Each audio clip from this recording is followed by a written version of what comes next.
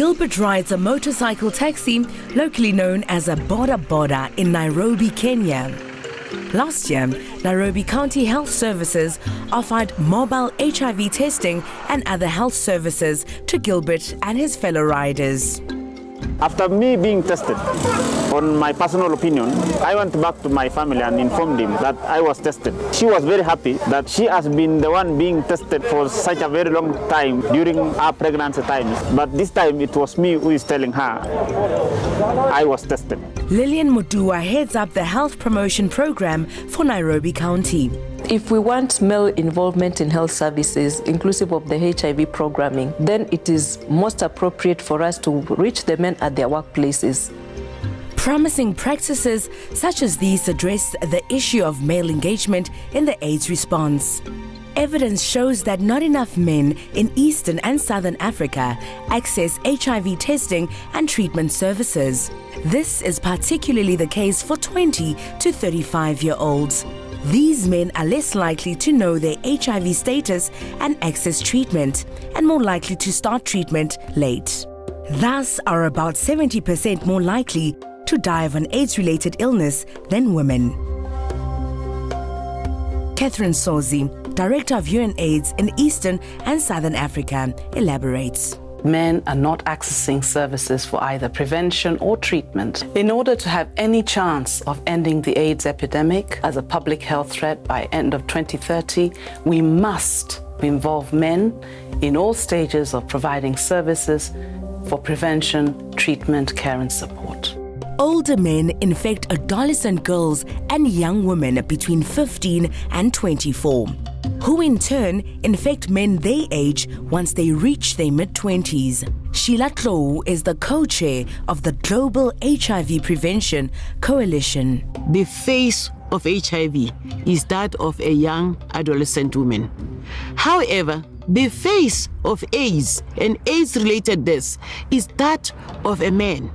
Engaging men in the AIDS response will change this picture. For instance, men are being engaged to transform gender norms.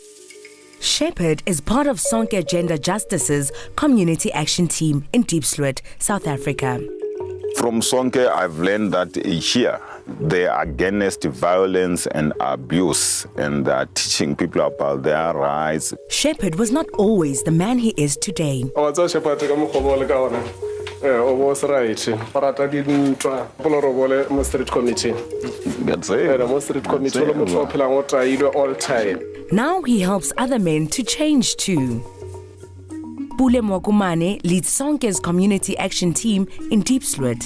Since I do workshops here in Diepsloot, non-workshop activities like door-to-door, I've seen men change their beliefs and attitude.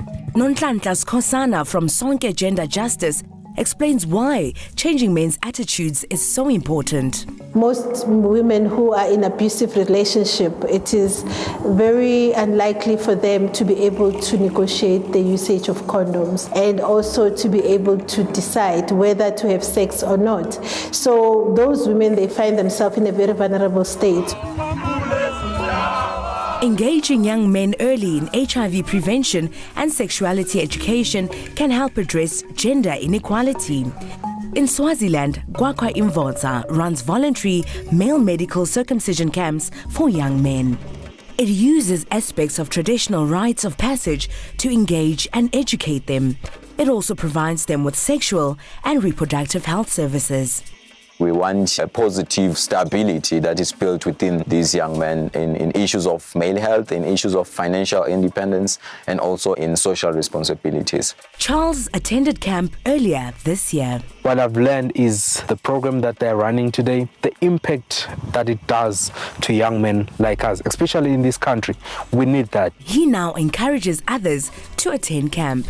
At first I was scared, so I didn't come. But then Charles and Brian encouraged me to come after they had attended their sessions.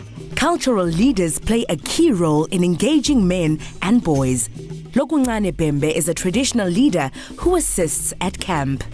Telling the youth that, guys, the ship is shaky. We are in a storm. All hands to the ropes. Let us all do something. There must be somebody with that concern to impart the urgency to impart the agony that we are in. Bafana Khumalo from Sonke Gender Justice explains why the faith-based sector is equally important. The religious institution has a huge role to play in gender awareness, ending gender-based violence, and contributing to the end of HIV. It's got a huge platform in the country, a presence everywhere, and have people that are meeting consistently almost every week without having to be mobilized.